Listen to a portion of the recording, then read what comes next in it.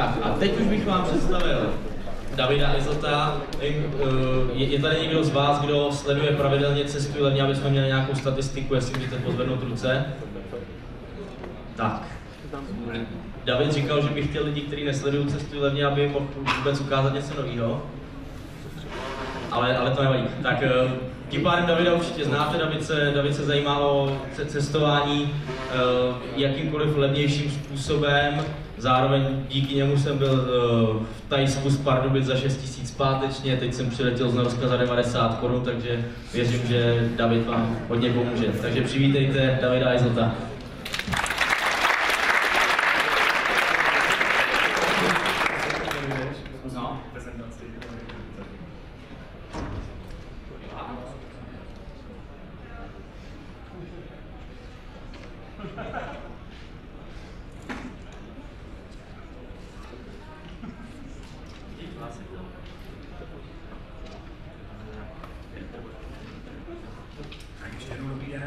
Jsem rád, že jsme tady takového počtu, ačkoliv mě trošku vyděsil počet lidí, kteří sledují portál, tak doufám, že si dneska odnesete pár nových informací, protože Jirka mě tady poprosil, abych trošku spořil mýty o tom, že se cestovat dá individuálně jenom draze, což vůbec není pravda, bych spíš trošku naopak.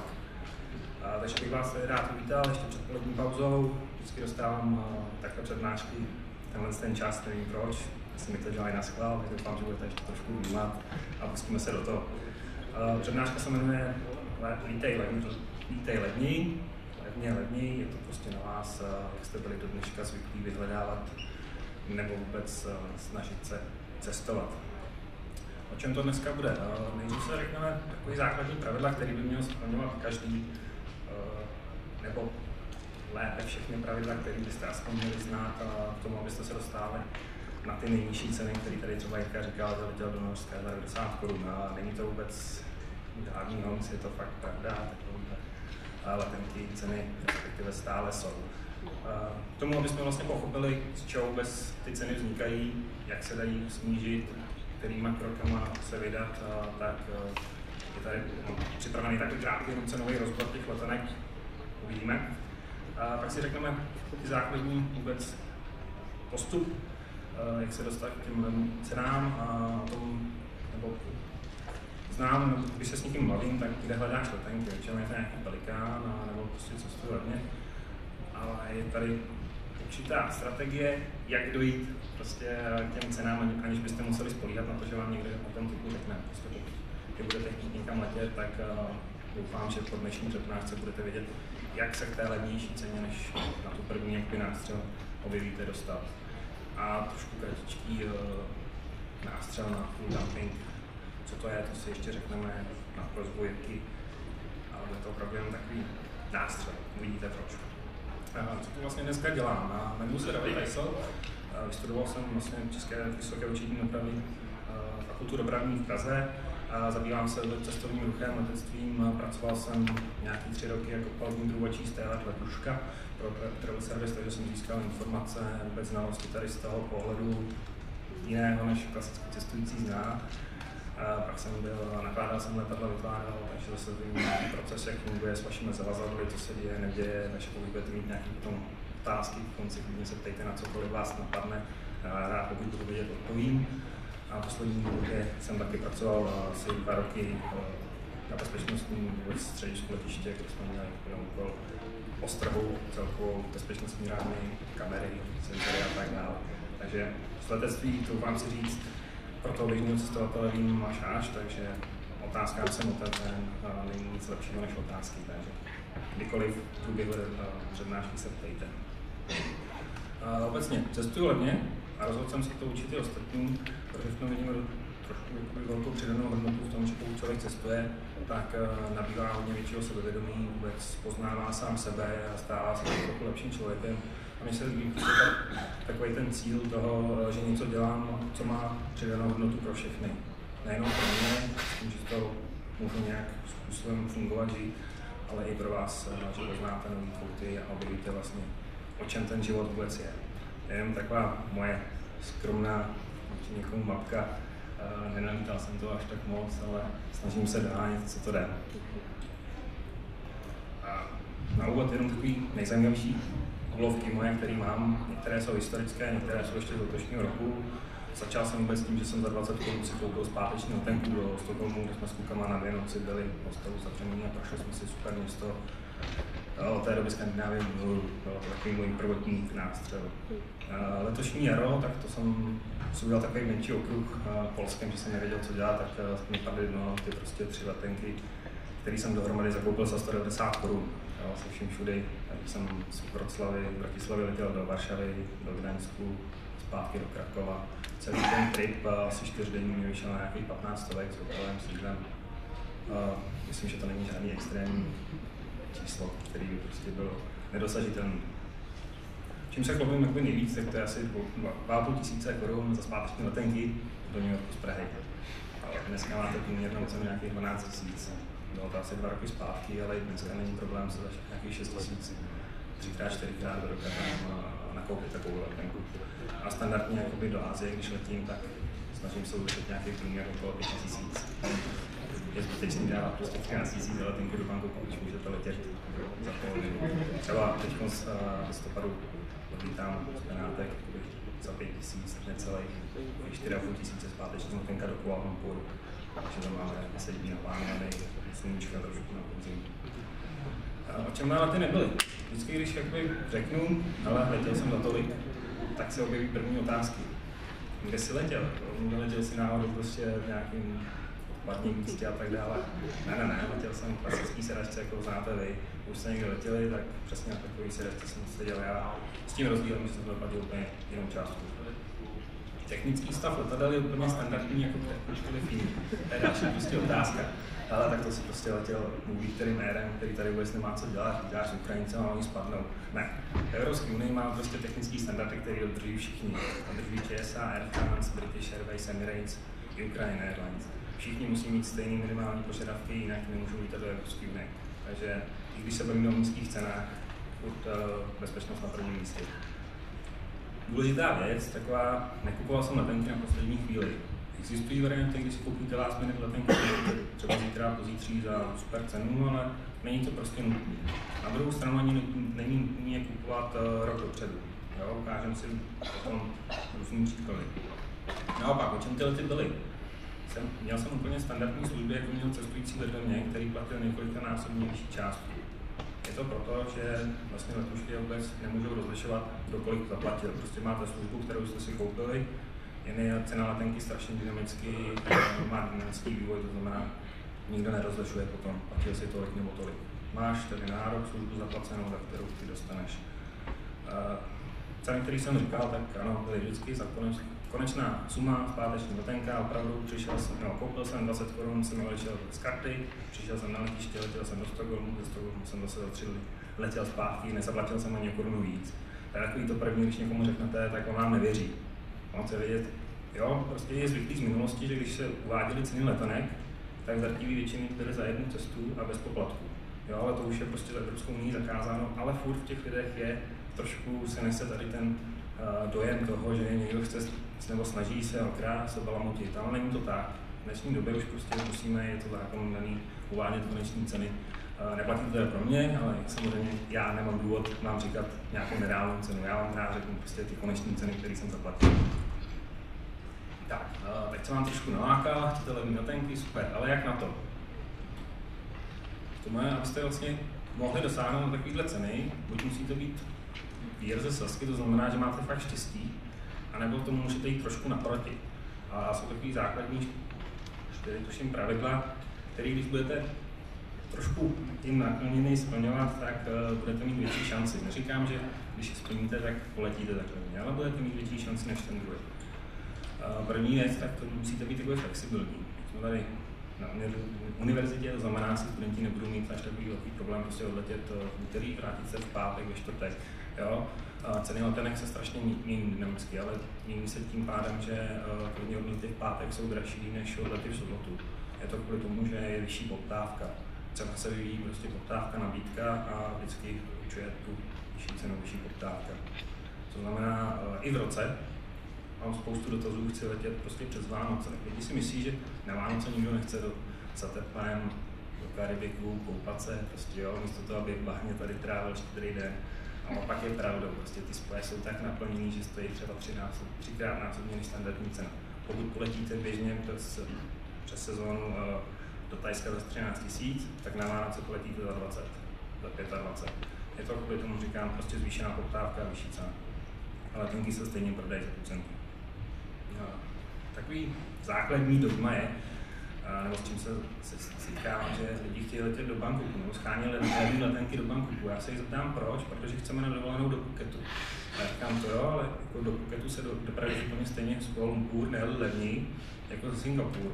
Tak proč jakoby člověk určitým způsobem si řekne letím do Thajska, protože chci dovolenou v Phuketu, jo, Thajský záliv, super, tak logicky bych měl přiletět do Bangkoku. Ne, aktuálně může být levnější právě ta letenka do Kuala Lumpur, odkud ti ten přípoj potom bude levnější. Jo, ale samozřejmě člověk, co první hledá letenky, tak si tohle nemusí uvědomit, že ne vždycky ta jeho na první pohled konečná destinace je levnější. To znamená nejen čas ve flexibilitě, ale i vůbec geograficky musíte být flexibilnější. Když se vydáme za oceán, kterýmkoliv směrem, tak spoustu lidí prostě se omezí na to, že chce letět z Prahy, Vídně, Mnichova, protože to má nejblíž. Ale pokud tomu člověku řeknete, hele, když poletíš prostě satem, kam se levně dostaneš, akorát strávíš prostě o ten 1 let navíc, si budeš muset 1 let koupit víc, tak ušetříš třeba 2000. A ten člověk, jo, prostě ne vždycky chce, ale začne mu to šrotovat. To znamená, není nutné se na ty svoje odlety soustředit vždycky jen na to vaše nejbližší domácí letiště. Jo, něco jiného, když chcete letět po Evropě. Nemá smysl, když chcete letět do Londýna a vylítat z Berlína. Jo, prostě z Prahy jsou nebo z Brna ty ceny tak nízký, nebo ne-li totožný, že nemá vůbec smysl někam cestovat dál po Evropě. Tady na mapa, kterou najdete u mě na webu na cestu, levně aktuální destinace z Prahy low costem. Nás moc nezajímá potom po Evropě, nemá smysl standardní dopravce, protože jejich ceny a služby jsou stejně srovnatelné. Služby stejně srovnatelné, ale ceny vyšší než low costy. Znamená, pokud někam po Evropě, snažte se jenom na ten low cost. Rozmyslete si cenu, kterou chcete zaplatit. Jo, já na svém webu prostě každý den publikuju pár tipů na cesty, jak levně si užít destinaci, kam letět. A lidi váhají, prostě neví, jestli koupit, nekoupit, bude levnější. Oni mají v paměti to, že někdy bylo třeba za těch právě 5000 ten Bangkok a za tu cenu oni chtějí taky, ale to je prostě božská cena, která je třeba jednou za rok. Může být 4krát za rok, ale nemusí být ani jednou. To znamená, že byste si měli určit celý strop, řekněme prostě chci jet do Thajska a mám na letenku budget 10 000. Jo, a už nemusíte řešit, jestli je ta letenka za 9,5 nebo za 7. Jo, znamená třeba koupíte a za 2 hodiny se objeví úplně ta samá, ale ještě od někaď, a bude levnější. Ale to už vás nesmí tak moc rozhodit, protože v ten okamžik vy můžete nenakoupit tu první a pak 14 dní se nic neobjeví a mezi tím už unikne taková ta příležitost té levné koupě. To znamená, pokud jakoby, nejste flexibilní do té oblasti, kam chcete letět, jestli poletíte prostě na zimu do Indonésie, do Malajsie, do Číny, je to jedno, tak máte vybranou destinaci, tak si aspoň rozmyslete prostě tu cenu, abyste se mohli potom od něčeho odpíchnout, protože čekat jenom na to, že poletíte někam za 3000, tak to nejde. Můžete na to čekat v tom okamžiku, že vám nebude vadit, že nikam vůbec nepoletíte. Takže si řeknu, jo, tak to dělám nesmysl, já prostě řeknu, že nemusím cestovat, protože vím, že si počkám na to, až někde se něco objeví fakt levného, to znamená, že poletím třeba 3krát jinam do destinace, který jsem vůbec neplánoval. To potom vesměs ten jakoby plní ten účel toho, že lidi tam jdou a z ničeho se rozhodnou, hele, tak já poletím do toho Milana, protože to další stovek. Ale přitom nikdy do Milána letět nechtěl. A najednou, jo, prostě cena určuje a ten člověk je flexibilní a najednou se podívá do Milána a pak se vrátí, kecá u kafička s kolegou, a kolegyně tam byla s cestovkou na Eurovíkend za 6 000 autobusem nebo za 12 000 letadlem. My jste tam byli za 2 500 letenkou, hotel, všechno. Rezervujte včas, to je takový, pokud už se někam rozhodnete letět, vašem letní pravidlo. Kdy teda rezervovat? Rok dopředu, týden dopředu. Obecně se říká, že po Evropě je ideál prostě 1,5, 2 maximálně měsíce dopředu. A těch dálkových letů, tak to jsou plus minus 2 měsíce, to znamená nějakých 7 až 10 týdnů. Je ideální doba k tomu rezervovat. Zase, co všechno tady říkám, tak je jenom takový obecně dlouhodobý standard a neplatí vždycky. Jo? To znamená, že tady, když se kouknete za 7 týdnů odlet někam, tak nemusí být nejlevnější. Budeme jít Vánoce, takže to bude spíš dražší, ale je to takový, abyste věděli, že není nutný rok dopředu ani na poslední chvíli. Je to fakt záleží na více faktorech a je to včas, vždycky včas. A teď, abychom se jakoby dostali vůbec nebo pochopili princip toho, proč některé letenky jsou levnější a vůbec jak se dopátrat potom v nižší ceně, tak bychom si měli říct, z čeho se skládá. Skládá se vždycky jako ze tří položek.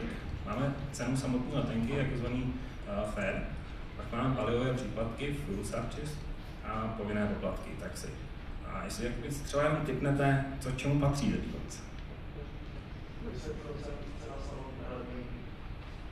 někdo už ví, dobře. Jasně, je to tak nějak plus minus, přesně. Většinou ta cena samotné letenky fakt tvoří úplný minimum. Jo? To znamená, že v dnešní době se dostáváme do toho, že letenka stojí 1 korunu.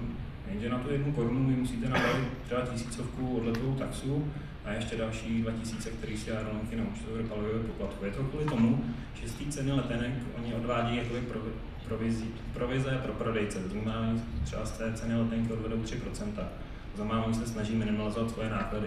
A tím pádem vymysleli tuhle fintu. Budeme prodávat letenku za korunu, a k tomu vám dáme palivový příplatek, který se do toho nepočítá. Ale takže když se vlastně dospějete do té chvíle, že palivový příplatek bude třeba 90% klidně z celé letenky. Což nám vůbec nevadí, protože my s palivovým příplatkem si umíme docela dobře pohledat. To znamená, že my ho tam můžeme mít třeba vůbec nulový, ale zachováme těch 10% i 20%, takže z klasické letenky máme jenom 30% cenu. A k tomu se ještě dostaneme.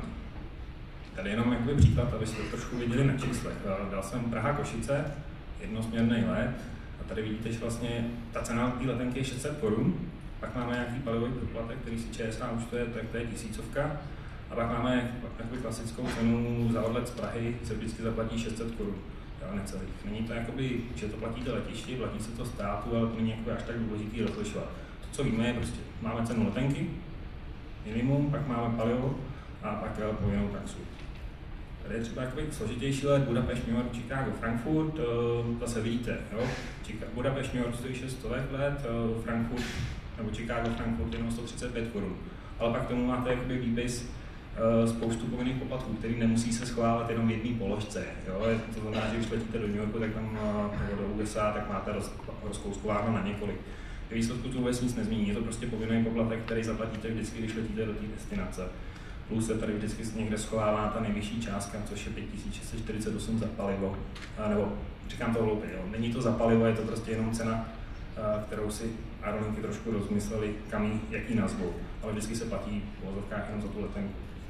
Takže to je jenom názor k tomu, že ačkoliv se to skládá ze 3 částí, tak ta jedna část těch povinných tax není jedna položka. Můžete jim to rozepsáno.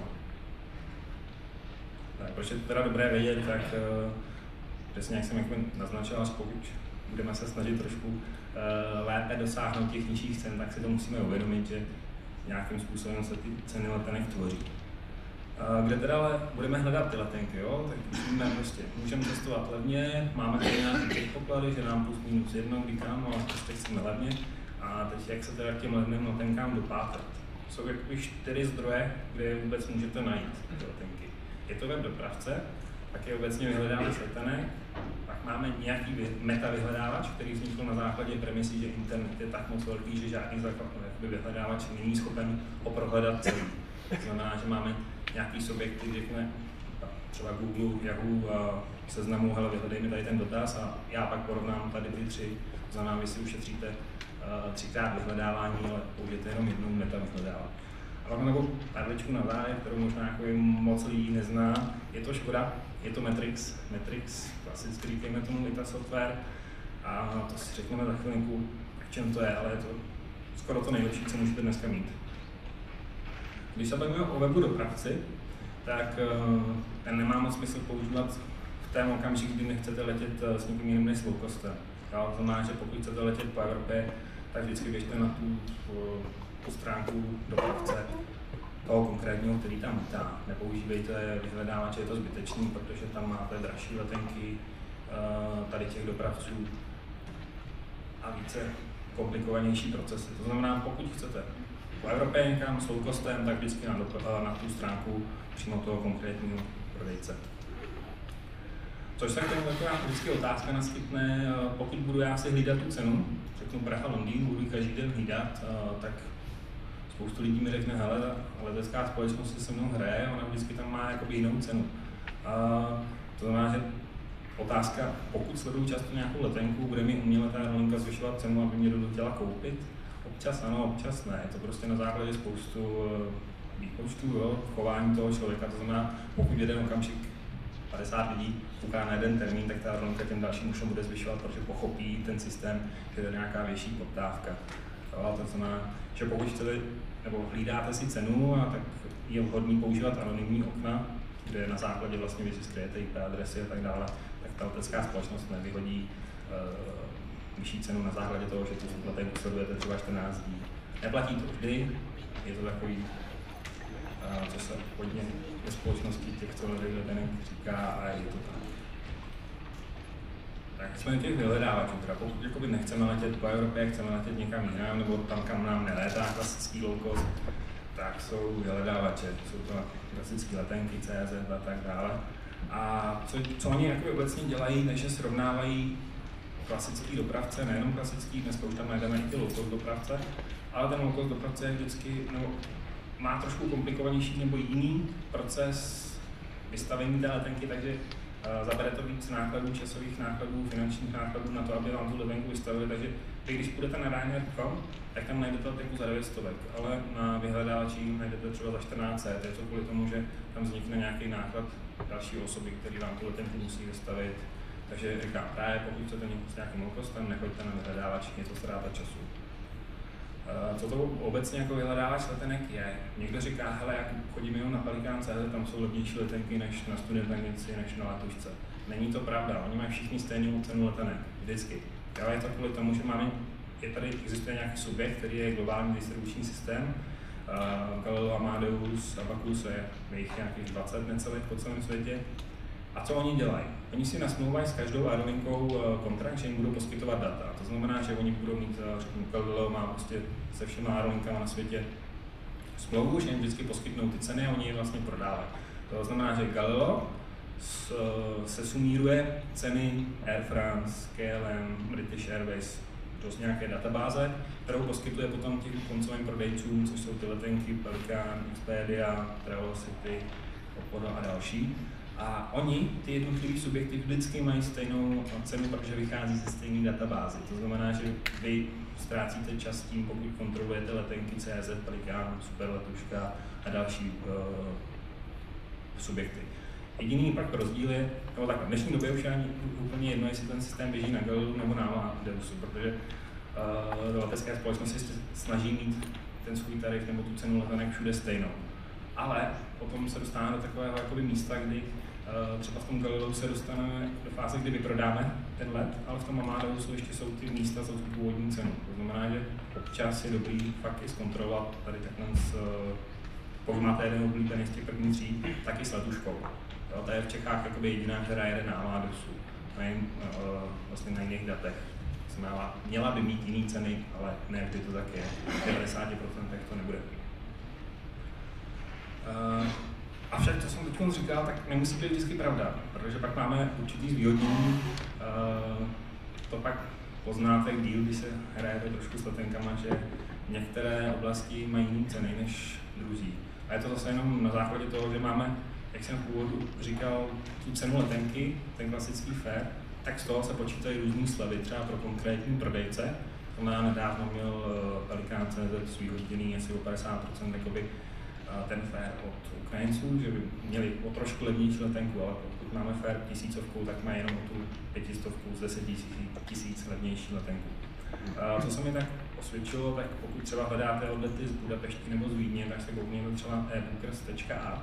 Je to jakoby rakouský portál, který právě funguje na tom, že některé lety jsou zvýhodněné s tím odletem vlastně tady z toho regionu, tak mají lepší ceny. Jo, není to vždycky pravidlem, je to spíš taková nárazová akce, kdy ten prodejce nebo má určitým smyslem dohodnutou lepší provizi, tak se snaží pak i prodat víc. Takže oni potom sami prodejci dokáží podkopávat ceny tím, že vás zadotují nějakýma eurama. A k tomu se ještě dostanu.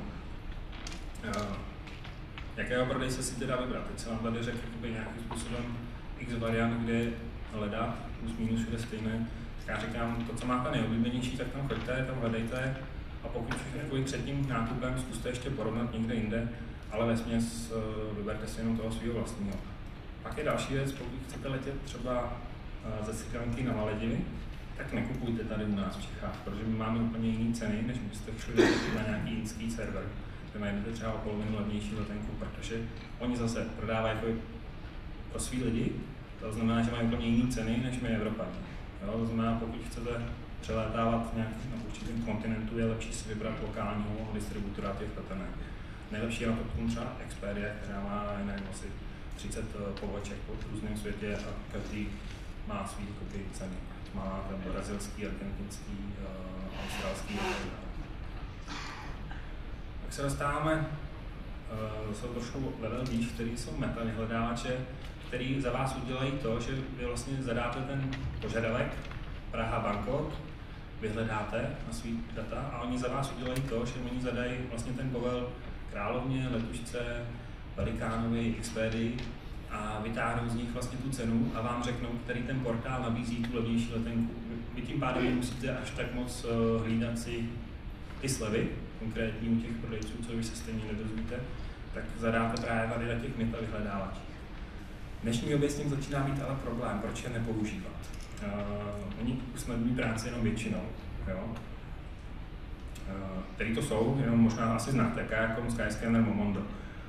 Jak jsem říkal, srovnávají ceny na jedno kliknutí, nemusíte vyhledávat x různých portálů, ale dneska je takový biznis, že vzniká spoustu menších agentur, který nabízí nekorektní cestou ceny, které se vám můžou pekelně prodražit. Jo? Dneska máme třeba takový standard, že se tady do těch, prostě kaják, jo, Skyscanner, si dostali, mají velkou návštěvnost obrovskou a dokážou spoustu letenek prodat a snaží se na tom parazitovat různí prodejci, kteří založí firmu, podseknou cenu tím, že nabídnou třeba o 40 € levnější letenku, pokud máte nebo zaplatíte konkrétní kartou. To znamená, že třeba budete muset zaplatit dinerskou nebo Visa debit a tak dále. Ale většinou jsou to karty, které ne moc lidí má. Dneska je třeba populární Maestro, jo? Že vy se snadno dostanete vlastně, nebo ty pro vyhledávače tady na ty stránky, protože oni už jim zakázovali dávat ty dinersky a tady to, který má 1% lidí, ale našla se prostě ta karta Maestro, kterou dneska už banky moc nevystavují, ale furt existují a ty menší vyhledávače se tady tím, tak jsem se trošku do toho asi sněmkal, že vlastně ten vyhledávač poskytne tu slevu, objeví se na první pozici tady v tom meta vyhledávači, vy se prokliknete, jak budete chtít platit, ale vyškrtnete si vlastně Maestro, dáte si Mastercard klasický a najednou vám přeskočí 40 € za poplatek za platbou kartou. To znamená, najednou jste o 20 € dráž, než kdybyste to koupili kdekoliv jinde. Ale dostanete se tam na základě toho, že vám to ten kajak vyhodí na prvním místě. Má to podseknutý za dátnou cenu. Ty ceny pak bývají trošku i na oko právě tady tím, to znamená ne vždy, nebo takový ten princip toho je, že vy si najdete letenku, získáte cenu, za kterou chcete a už nepřemýšlíte, než si vám někde v průběhu toho procesu, který třeba 5krokový změní. To znamená, vy dojdete vlastně k té plavbě, zadáte tu kartu a už si nevšimnete, že vám někde vyskočil jiný poplatek za vystavení kartou, protože většinou malým písmem. Vy propálbujete, zaplatíte s tím, že jste si na kajaku našli těch letenku za 5 000, jdete do účtu a tam je 5800. A to je vlastně ten princip toho, co oni dneska dělají, takže bacha na to. A ty ceny nejsou většinou aktuální. Když se kouknete na klasický portál, tak oni ty meta vyhledáči vyhledávají na základě určitého ukládání dat. To znamená, vy vyhledáváte, najdete nějaké ceny, oni si to vloží zase do svých databáze, aby nezatěžovali další věci. A tu jednu stejnou cenu, kterou jste našli vy, ukazují třeba příští 24 hodin. Ale mezi tím se ta letenka vyprodala, to znamená, už není aktuální. To znamená, že vy se stejně potom pro kliku dostanete na nějakou cenu, která je paralelně úplně jiný částce. Takže meta vyhledávače jsou takový, ještě, když se k tomu ještě dostanu tomu závěru. Pak máme ještě takový jeden úplně zcela nový druh, který tady existuje nějaký 3 roky, řekl bych, což je takový meta vyhledávač zaměřený na low costy. Já, jak jsem vám říkal za začátku, tak pokud chcete letět s low costem, běžte jenom na web toho dopravce, protože nikde jinde tu levnější cenu nedosáhnete. A Abyste nemuseli vlastně vykontrolovat stejnou linku Praha, Londýn, Ryanair, Wizz Air a EasyJet, tak kouknete tady na nějaký low-cost metahledáč, který je třeba Ericsson, AZT a Skypicker. Skypicker moc nedoporučuji, ten má zase ještě poplatky k tomu, takže první dva jsou nejlepší. Vy si zadáte tu letenku a on vám porovná ty ceny těch jednotlivých dopravců. On vám řekne, ale Praha, Londýn, let s EasyJetem, ostatní jsou tady ten termín dražší. Ale na druhou stranu on vám nabídne ještě něco navíc. On vám řekne, hele, leď Praha, Brusel, Londýn a máš to ještě levnější. Jo? Vy když jdete na vlastně low cost, je specifický tím, že neprodává connection flights. To znamená, že vy nemůžete koupit letenku, která vám zaručí nebo garantuje přestup v nějakém letišti. Vy musíte kupovat jednotlivé lety a je strašně náročný pro člověka tím vším projít. No pro vás vlastně vzniknul tady ten vyhledávač, kam vy si zadáte Praha-Madrid a ono vám to nenajde Praha-Madrid přímý let. Ono vám to najde tisíce kombinací s přestupem, protože přesně tady ty přestupy jsou jako levnější. Ale vy sami jste nikdy nenašli, protože nemáte tolik času zkoušet Praha, Brusel, Madrid nebo ještě další přestup. To znamená, že po Evropě zkuste tady ty vyhledávače, jsou super, ušetří vám čas. A jak jsem říkal, oni dokážou pak i kombinovat. Oni nám vždycky vyhodí let Praha, Londýn s Ryanairem a EasyJet z Londýna na Eiselt. Takže zkombinují úplně zcela jiný aerolinky, který si sami k sobě konkurují a nikdy by neprodali návazný lety. A z toho všeho vyplývá, že je to meta vyhledáš dobrý sluha, ale vždycky špatný pán, pokud necháte, aby za vás určoval ty ceny, vyhledávali jste jenom tam, tak nikdy nemusíte dojít tam, kam potřebujete. Za mě osobně já je vůbec nepoužívám. Pro mě je lepší, když jsem u těch dat přímo takových, který mají smysl a jsou vždycky aktuální, to znamená, radši jdu na ten web toho dopravce, radši jdu na vyhledávač, který mi ukáže cenu, která je 99% zarezervovatelná. A ty meta vyhledávače vám ukážou cenu, která mohla být pro včerejší, ale dneska už je jiná. Teď se dostaneme teda k tomu, co je ten Matrix. Matrix vytvořila společnost Google. Vytvořila jako takový startup, o kterém se moc, nebo ani Google o něm moc nemluví, ale v tom světě vůbec letového průmyslu je známý a je hodně používaný. On co dělá? On vlastně vytvořil software, který dodává aerolinkám, na kterém oni vystavují svoje letenky, to znamená mají nějaký rezervační systém. Už mají přístup k těm datům těch aerolinek, takže dostávají vlastně ty jejich ceny přímo od nich. Oni ji pak sdružují někde a vytvořili vyhledávač pro klasického zákazníka. To znamená, vy máte matrixitasoftware.com, bude to vlastně takovýhle původní vyhledávač klasický, který znáte z drtivé většiny. Tam si zadáte svoje požadavky a on vám vyhledá lety, které jsou náročnější na vyhledávání, protože on říká vlastně ten Matrix nebo Google, že třeba let z New Yorku do San Francisca má nějakých 800 milionů kombinací. A žádný vyhledávač není schopen všechny ty kombinace prostě určitým způsobem zpracovat. Ale tady ten Matrix je trošičku lepší. Taky vám nespracuje všech 800 milionů kombinací, ale už vám zpracuje víc a pokud víte, jak na to, tak vám zpracuje klidně všechny. A to už potom takový hodně složitější s tím pracovat. Takže je to nejpokročilejší nástroj, jak dosáhnout letenek na vzdálenější trasy. A tady prostě letenky po Evropě, zase se dostáváme k tomu, že nízkonákladovky tady nejsou, je to pro klasický dopravce. Co on umožňuje, tak je umožňuje, že vám říct, hele, chci letět jenom z British Airways, třeba nechci přestupovat v Londýně. Jo? To jsou takové potom pěkanosti, že vy zjistíte z té původní ceny, že nebo úplně na začátek, když se vrátíme, tak tam jsem říkal, že jsou povinné poplatky. A povinný poplatek v Londýně je třeba za 1000 Kč za přestup. Ale vy v rámci toho jednoho dopravce, on nasimuluje let přes Helsinki. Poletíte pod hlavičkou British Airways, je to s jiným dopravcem, vůbec to nevadí. Je to stejný let, akorát přes jiný routing, přes přestup ne v Londýně, ale v Helsinkách, kde ten tranzitní poplatek není. A to je právě potom ta věc, která jako Matrix dokáže snadno simulovat, že vy víte, že ten tarif umožňuje vlastně jenom British Airways, ale automaticky vám všechny vyhledávače najdou přestup v Londýně. Ale vy vlastně, když tady tomu řeknete, hele, chcete z British Airways a chci přestupovat kdekoliv, tak on na základě voucherových dohod mezi aerolinkama vám najde i ty levnější přestupy. A co je teda nevýhoda toho všeho, že tady tu letenku nikdy nekoupíte, to je jenom nástroj, který pracuje s daty, je rychlejší na základě tady těch vlastně možností. A vy vždycky potom, když chcete někde tu letenku koupit, tak musíte na toho svého prodejce. Nebo na metový hráč, který je v tomhle případě je vhodný použít, protože Matrix vlastně vám neřekne, kde ji koupíte, pak musíte navštívit třeba 5 stránek, než tu cenu dohledáte, ale to vám musí mít cestu ten metový hráč. Proč je Matrix vůbec nejlepším nástrojem, který dneska můžete mít? Chci letět do Bangkoku přelom února, března. Dáte měsíční přehled cen, vám vyprdne, tady vlastně vidíte takhle z obrázku měsíční přehled letu Nosembra a x dalších letišť do Pekingu.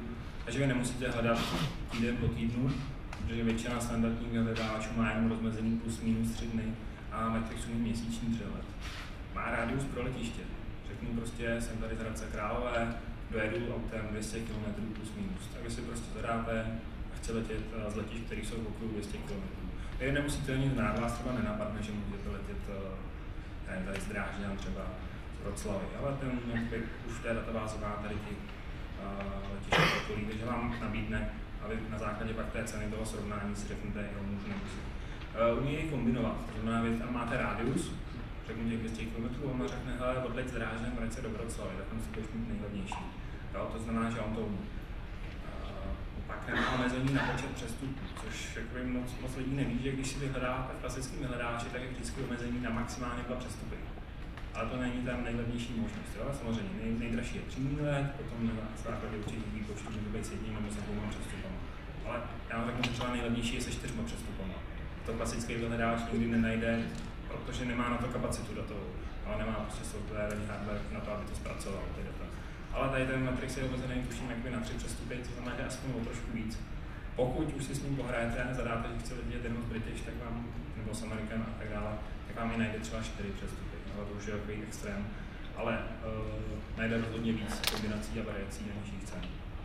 Má právě ten účinný filtr hledání, kde si vlastně řeknu, vy víte, že nejlevnější cesta tam vede prostě Praha, Helsinki, New York, ale už nevíte, jak cestu zpátky, takže mu řeknete, hele, chci letět British, přestup v Helsinkách, další let z British.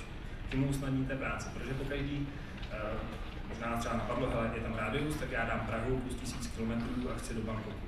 Tak vám to nic nenajde, protože má každý vyhledávač třeba omezenou časovou kapacitu, to znamená, hledá 30 vteřin, 40 vteřin a to, co stihne najít, tak to vám vyplivne. Ale pokud vy mu pomůžete tím, že mu usnadníte právě tady to hledání, že mu aspoň jednu cestu řeknete, tak on má potom víc času hledat, prohledávat ty varianty další. To znamená, on už nestrácí čas hledáním cesty tam, ale bude ztrácet čas jenom hledáním cesty zpátky. A Matrix je nejlepším vyhledávačem není, ale velmi se mu blíží. To znamená, že pokud se tím naučíte pracovat, tak on vám nezaručí to samozřejmě zase bude nejlepší, nejlevnější cena, protože už nezahrnuje třeba ty regionální slevy na dopravce. Ale v tuhle chvíli Matrix toho umí ze všech nejvíc a pokud prostě jeden den mu věnujete, tak vidíte, že najednou ty letenky jsou úplně za jiný ceny a jiná sranda s nimi je než předtím od klasických vyhledávačů. A jak se takový menší stroj návod ono je strašně složitý potom naučit někoho fakt vyhledat třeba cestou, kterou jdu já, protože o tom čase stráveným a přehledu. Jo, jakoby pokud vy se chcete rozhodnout, že někam chcete letět, tak je vždycky dobrý si dát první a nejzákladnější trasu, chci letět do Bangkoku, to znamená poletím z nejbližšího letiště, takže letím Praha Bangkok. Tím zjistím, že ta cena může být třeba teď nějakých 14 000, tak mám základ a vím, kolik průměrně se teď prodávají letenky. Co udělám potom dál, že mám Bangkok, Kuala Lumpur a Singapur, zjistím ceny ještě tady na ty další 2 letiště, porovnám je a třeba budu vědět, že do toho Kuala Lumpur můžu letět za 12 000. A automaticky jsem ušetřil prostě 2 000, když jsem trošku paralelně prohodil letiště a nemusel jsem o tom původně vědět. To znamená, tady ten rádius využíváme k tomu, jsme dosáhli nižších cen. Jak vím, že letím do Kyjel nejlevnější, tak to zkusím ještě trošku pohrát si s odletem. No? Třeba bude z Vídně, z Mnichova, Krakova a Budapešti ještě levnější. Tak zjistím, že z Budapešti je za 11 000. Pak už je na každém z nás, jestli je lepší letět za 12 z Prahy nebo za 11 v Budapešti.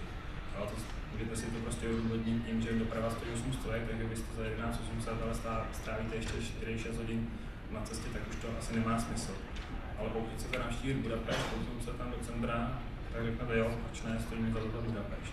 Takže vlastně na základě toho, že původně jste chtěli letět Praha-Bangkok, poletíte Budapešť-KL, navštívíte Budapešť navíc a ušetříte oproti původní letenci třeba 2000. Dá se to ještě maximalizovat tím, že přidáváte preference aerolinek. To je přesně to, co jsem říkal. Že on v tuhle chvíli vám 30 vteřinovém limitu hledal všechny možné kombinace, našel třeba 3-4 nejlevnější dopravce a vy toho dopravce přidáte k tomu původnímu kroku Praha, Lítej, KL a on vám nabídne najednou, že třeba můžete odletět z Budapeště a vrátit se do Lítně. Pro vás je to automaticky potom lepší, že to máte blíž a třeba za stejnou cenu, ale už ho v tom původním limitu nestihnu vyhledat, ale teď ho třeba vyhledám. A tady ten krok se dá vlastně opakovat do té doby, zkoušet i na letiště, můžete zkoušet vzdálenější, jak jsem říkal, neletejte jenom v České republiky, zkuste Prahu, Londýn, Brusel, Amsterdam, zkoušejte i železniční stanice, to jsou takový jakoby zajímavý finty, které fungují, že pokud budete v vozovkách odlétat z bruselského nádraží, odkud vás vlastně rychlovlakem převezou do Amsterdamu nebo do Paříže, tak ta je levnější letenka, než kdybyste odlítali z Bruselu.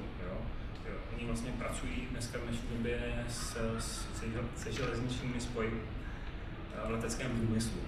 No, dneska fakt prostě Paříž-Brusel je lepší, je tam rychlovlakem též než to přelétávat. Časově to vyjde líp. Potom vlastně, jak jsem říkal, když si něco najdete, tak musíte někde rezervovat ten let, nebo je to rezervovat na Metruse, protože ten to neumožní, tak bude potřeba ten metasearch, nebo zkusíte váš oblíbený vyhledávač letenek, to zarezervuje. Takové zakázané ovoce, které chutná nejvíc, co bych nazval já travel hackingem, ne finty, kterým se dá ušetřit na hotelu, ale jak schodit tu cenu letenky, tak je fuel dumping. To je právě ta otázka toho, co jsem říkal na začátku, že vy máte třeba 70% z té ceny letenek je palivo. A to palivo jakoby dokážete ovlivnit, protože to není fixní cena. Tak aerolinka řekne, hele, cenu letenky budeme prodávat za 500 Kč. Letiště řekne, palivo, no, odletová taxa je 600 Kč. Tak vy máte tady ty dvě věci fixní, které už neovlivníte. Ale pak tady máte 8000 Kč, který je v palivovém případku, a ten se vypočítá na základě strašně složitých algoritmů, kterým podle mě nerozumí sami pracovníci v aerolinkách a nějak to funguje. Někdo vám řekne jak, vy taky nezjistíte jak, ale můžete trošku aspoň navnadit se a zjistit, že přidáním dalšího letu, úseku, pozměněním trasy, tady ten palivový příplatek trošku budete začínat usekávat. To můžete ho klidně usekat tak, že tam zbyde 10% z něho. Je to takový tajemství, jo, velký tajemství. Nejdete nikde celý návod na to, ale pokud tomu strávíte, dáte tomu nějaký týden třeba hledání, zkoušení, tak můžete vévodit tady tomu kouzlu, který dál asi nebudete moc šířit než ve svém blízkém kruhu. Dal jsem odkaz, který to mám víc podrobnější rozepsán, popsán, že to není na to až tak moc času. Ale o čem to jakoby je? Vy si vlastně, jak jsem říkal v úvodu, najdete letenku, kde máte třeba tarif letenky 100 Kč na 10 000 v tom palivu. A víte, že to palivo ovlivníte a ovlivníte ho tím, že přidáte další let. Ne, s jinou leteckou společností, protože tam to funguje tak, že celá ta rezervace se vystaví pod jednou leteckou společností. To znamená, vy poletíte třeba Praha South z ČSA a k té letence si přidáte přelet, řeknu, z ostrova Vanuatu někam do Valaha, což je nějakých třeba 30 km letu. Ten let může stát 2000, ale docílíte toho, že tady ta aerolinka tu letenku vystaví. To znamená, bude si počítat svůj palivový příplatek a odepne úplně to, co říkalo ČSA. My chceme prostě 10 000 za palivo, ale jelikož oni nevystavují tu letenku, vystavuje to ta jiná letecká společnost, tak řekne, hele, já chci jenom za to palivo tu 1000, protože to je na ten můj let. Ale vlastně tady ten celý systém, vůbec proces té rezervace, tak oblíbnete, že řeknete, hele, já jsem si koupil něco jiného a ten palivový příplatek se tam nezapočítá. A je to jako na základě toho, že vždycky použijete Matrix. Zase jsme prostě zpátky v Matrixu, který vám automaticky řekne různý tarifní podmínky, který musí umožňovat to, že ten let vůbec jde s něčím kombinovat. Ale je to všechno popsané vlastně v tom odkazu. let pomocník je vlastně to, co jsem říkal. Můžete ten jeden krátký přelet dát před, po, nebo mezi to, existují ještě další různé kombinace. A je to jenom o tom hraní s leteckou alchymí, vůbec s cenotvorbou. Není to nikdy, je to 1 + 1 rovná se 2, tak to vůbec v letectví nikdy není. Jo, proč prostě Praha Saul je za 18 000 a Praha Frankfurt Saul je za 12 000. To je kvůli tomu, že je tam zase vyšší poptávka, jiná úplně složitá počet cen a tak dále a tak dále. A o čem jakoby celý to hledání je? Jo, vy jste možná čekali, hele, tady vám prostě přijde dech, řekne vám takhle budeš hledat letenky a budeš takhle jezdit za megahity. Ne, je to o tom, že vlastně vy získáte vůbec ponětí o tom, jak vůbec celý cenotvorby fungují ta branže, budete to dlouhodobě sledovat, budete vědět, hele, tady vznikla nová trasa, tak ji trošku zkusím s něčím zkombinovat. Pak zjistíte, že na otevřeném OpenJo návrat do jiné destinace se právě třeba nějakým způsobem umaže kus toho poplatku, protože to není ještě vyladění, vychytaní v tom systému a budete se postupně dostávat těm věcem, který si osvojíte. Bude pro vás prostě hračka, když někdo řekne, hele, ty do toho banku, řekne, hele, teď ne, teď do toho KL, tam prostě o 2000 levnější a máš to potom blíž té destinace, tak dále. To znamená, hledání letenek je taková nafouknutá bublina, znamená ten tajemstvím, ale není to o ničem jiným než spoustu trpělivosti, času a potom těch znalostí o těch cenách. Pokud nemáte na ten čas, tak můžete prostě chodit si tady ke mně na web, kde já se snažím pravidelně tady ty typy různým způsobem předávat dál. Je to na vás potom. Kdybych to asi ukončil dneska a pokud máte otázky, tak jsem s nima.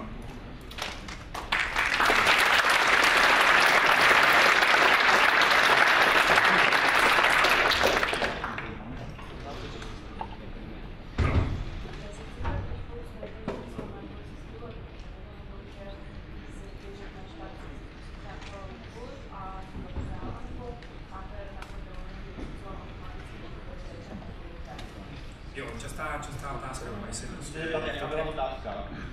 Jo, jak ji zopakuju. Jak to vlastně děláme, jo? Jak my hledáme ty letenky, jestli máme nějakého robota, který to prochází.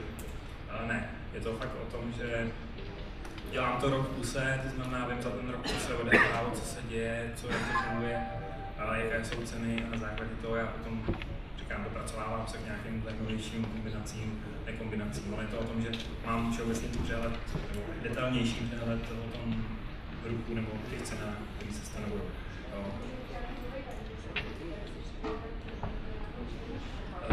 Jakdy? Jo, některý ano, některý jsou z mých, ale já se soustředím na oblast Česká republika, Mnichov, Lídej, Budapešť, ale taky ty, co jsou z další, tak jsou třeba ze zahraničí. Po celém světě není jenom cestuje levně. Máš prostě desítky dalších podobných portálů, které se zaměřují tady na to hledání a já samozřejmě sleduju. Můžu Fly.pl, polský server, užitečný, potom z Ameriky, máte Holiday Parts, je toho fakt jakoby dost, najdete to jak mě na webu, já tam mám někde seznam takových těch nejlepších z každé země.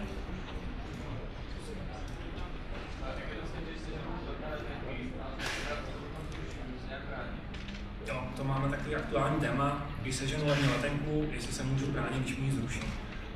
Ano, ty se musíš bránit, protože ty vlastně zakoupíš službu. Existuje jaký pravidlo, že dokonce ty koupíš dneska letenku a do půlnoci máš ty a stejně i dopravce čas na to ji zrušit, protože ta letenka není na 100% vystavená.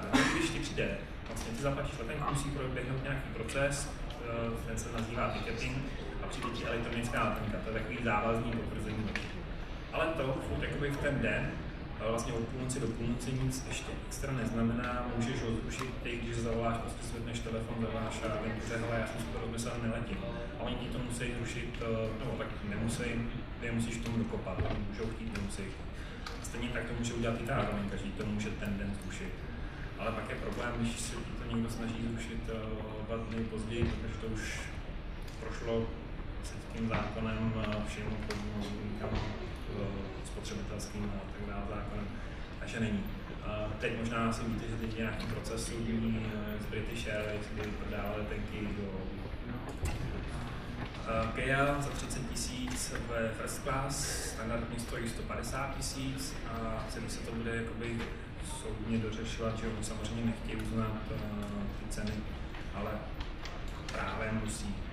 Znamená, že posouvají se různý právní kroky, které ještě nejsou jakoby veřejnosti, ale no. Hodně lidí ještě ohledně letenek tak tvrdí, že pokud se budete až moc soudit i v době, kdy jste koupili třeba letenku za 3 000, úplně skoro na konec světa, tak možná docílíte právě toho, že se ten systém tak zautomatizuje, že už ty chybový tarify vznikat nebudou. To není pravda, je to vždycky na základě toho, že ten tarif musí někdo vymyslet. Vymyslí ho člověk a člověk dělá chyby. Člověk nedělá prostě věci jako robot, to znamená, že člověk něco do toho systému musí zadat a ten musí potom zprocesovat. To znamená, že chyby budou vždycky. Je jenom otázkou to, jestli si to legislativně nezmění, takže dopravce si prostě může říct, ale tady to ne. Ale nevidím to na prostě programu těch x let. To jak mi právě skončila Indie za 6 000 zpátky. Tak kdyby si soudil, tak letenky máš zpátky. Kdybych to kupoval přes AirTickets a ne přes e-bookers, tak máš někdo nějaký dotaz?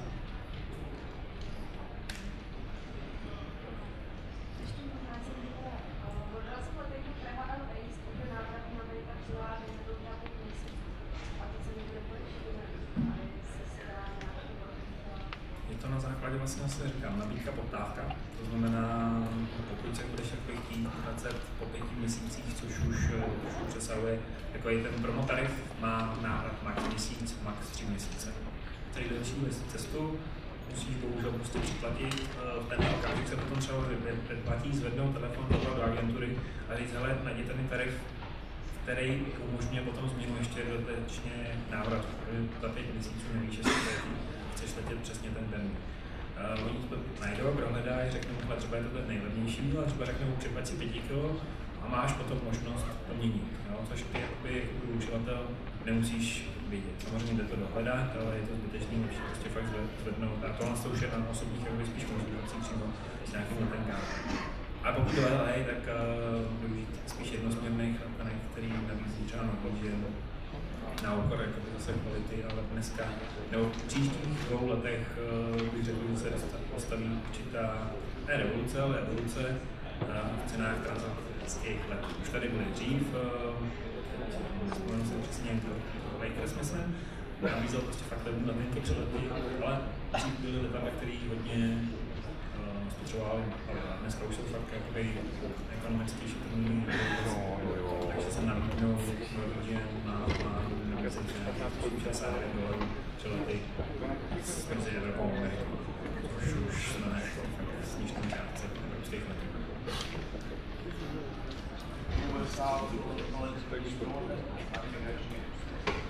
Jo, tam je to je prostě dnešní dogma je ta, že hele, Amerika bacha na to, tam tě zpráskají, jen tak přijdeš. Ne, já jsem tam ne, když se člověk do Ameriky, tak musí opustit tu zemi na tu vestu snad 3 měsíce a nikdo ty musíš jenom prokázat, že ji opustí. Jo? To znamená, že já si koupím v průběhu letu prostě, nevím, jestli poletím do Kostariky nebo někam jinam a poletím pálky do Evropy. Já to mám vyzkoušený tím, že jsem letěl na kradený pas. Takže oni zablokovali a měl jsem tam hodinu asi jakože prostě řešení a i tohle by prošlo. Jo, že jsem prostě prokázal, že jsem to pak já, jenom mi to tady na úřadě změnili pas za občanku a já jsem tam přiletěl a říkal, máš tady prostě na Europolu nahlášený pas, my tě nemůžeme pustit. A říkám, tak co teď, jo? Tak naštěstí, pokud jsme se trošku obávali. Tady poslední otázka. Máme, nemáme?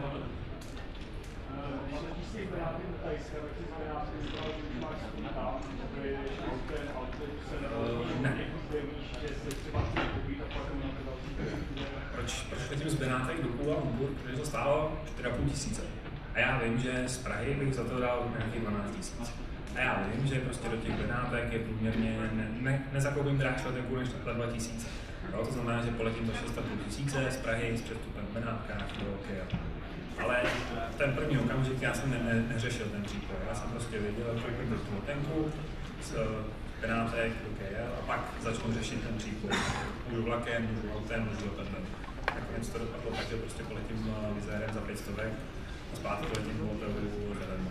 Takže tam máme nějaký kredity a tak dále, takže to člověk může dostat 10 € kredit, tak nestává 9 €, takže letím zadarmo. Takže se to 5000. Já vám děkuji. Díky, že jste tady sešli, snad vám to něčemu bylo, když ne, tak aspoň základ prostě, jak vůbec postupovat. Těším se na